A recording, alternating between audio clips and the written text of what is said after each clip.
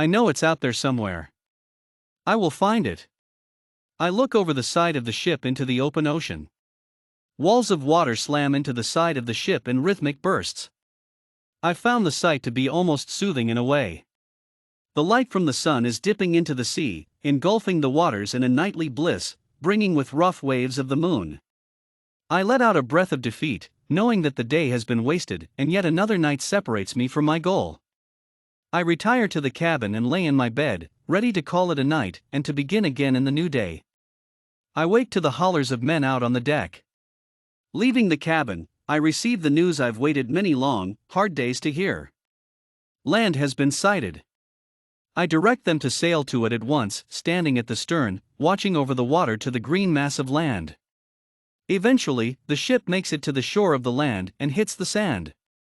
Hollers of excitement are heard around the ship as my men get ready to deboard the vessel. I draw my sword and step to the edge of the ship, looking over at the ground. Long has it been since my legs have yearned to feel solid ground beneath them.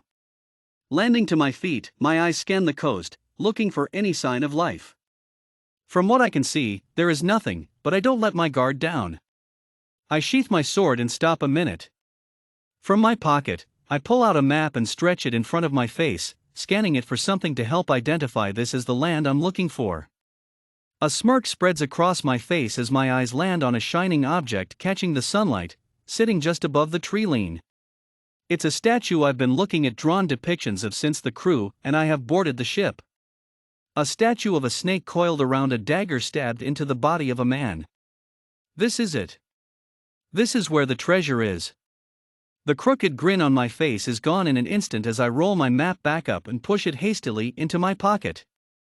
Turning to my crew, I direct them all to my attention. Once they surround me, I simply signal for them to pack up and point in the direction of my destination. They waste no time in packing lightly with the essentials, and in less than half an hour, we're making our way into thick greenery. Trees smack and swat at us from every direction, not to mention the various different insects trying to make a meal of our blood. Sweat clings heavy to my brow and my forehead, perhaps I shouldn't have dressed so heavily. I pull my coat off, tossing it to one of the crewmates. I pull a leather strip from my pocket and pull my hair up, tying it in place with the strip. We continue forward, bearing with what the land has to throw at us. After a while of walking and trekking through the unknown to a goal only I know the extent of, we come upon a clearing. Upon a hill just ahead sits the statue, glistening in the sunlight. Unknowing to my crew, I know this particular piece to be composed entirely of pure gold. I glance over my shoulder to my men, catching their attention. I point to the statue and then signal back to the ship. They respond by going to the statue, preparing it to be lifted. Do be careful, lads. That statue is worth more than all of your lives. I hear a familiar voice command to the crew. I know it to be my second in command. I walk past where the crew is, knowing there to be a secret passage ahead. "Aye, Captain. Where are you going?" he questions, knowing full well that I lack the ability to respond to him in words. I grunt in response and point ahead, holding a hand to the sore wound at my throat. He only nods and turns on his heel, going to assist the crew. I take a quick breath and look down. I really wish I wouldn't have let my throat get slit. Too bad it didn't kill me, because I know I'll never utter a word again.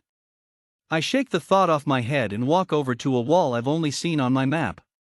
Letting out a breath, I step ahead to see a familiar emblem pushed into the stone. Pulling my pendant from my neck, the depiction of the same image as the statue pushes flush into the stone indention, causing a crack and sliding of stone against stone. A hidden doorway opens up and cold gusts erupt from inside, chilling my skin. Taking a glance over my shoulder, I see my men have already lifted the gold statue and are making their way back into the forest. I rub the strain from my eyes before taking a step inside. The sound of sliding stone catches my attention, and I turn only to see the door closing behind me. Great. I let off a slight sound of uneasiness, but turn anyway to what lies ahead. After a few seconds, my eyes adjust to the lack of light, and I see a dimly lit passage. I walk ahead and round the corner, knowing there to be a single room ahead. Upon crossing the threshold of this room, there is a rumble and a click under my foot, causing me to stumble back. If I'd been a moment later, I might be a crisp, for flames began shooting from the walls in strong bursts. Hot gusts of air hit my face and I turn away until the intensity dies and the fires fade out. Turning back, I take in the sight of the room. The centerpiece is what immediately grabs my attention. A large, glowing blue crystal sits upon a pedestal. Its light is enough to light the small room. I take a step ahead and slowly make my way to the one thing I've spent so long looking for. I never thought it could be this easy to get. I'm just a mere few steps away. The only casualty was my ability to conjure words. Now, less than an arm's length away, I reach out for the luminescent gem. It's cold to the touch and chills my fingertips to the bone. A click is sounded upon it being lifted, and I drop to my knees just in time. Several arrows whiz by just above my head, crashing into the stone wall behind me. I let a shake run through my body for a second before forcing myself to stand and get out of this death trap. Once at the entrance, I push the pendant into an indentation in the wall, and it opens once more, allowing me to step through.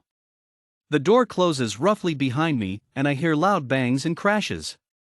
That room no doubt caved in.